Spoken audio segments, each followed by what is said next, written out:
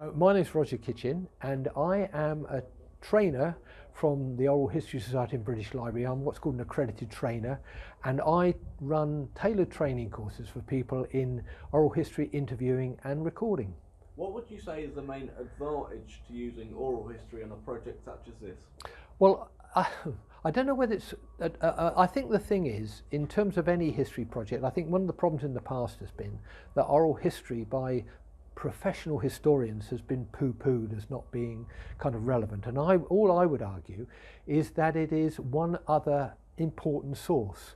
I think that, for example, conventionally a historian might look at minutes of a meeting.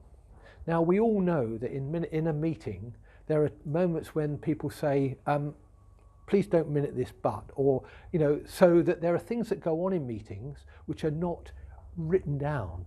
There are relationships, which if you can get behind the story, the two things then complement to give a fuller story. Now in this particular project here, this is something slightly different. That at Sutton Hoo, the idea is to get people who have been working here, who have visited here, who have come as volunteers here to talk about their memories of this place.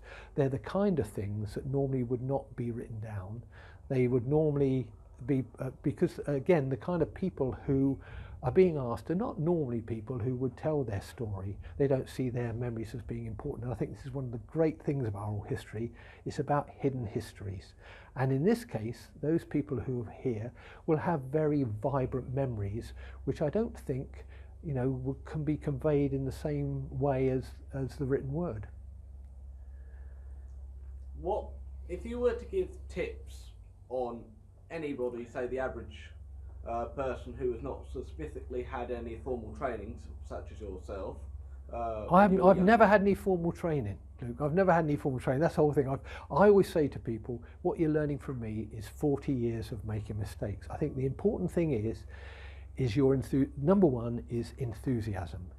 I talk about the 4 golden rules. The first one is, what you're going to find out. You only get what you ask for. So you've got to decide what it is that you want to find out.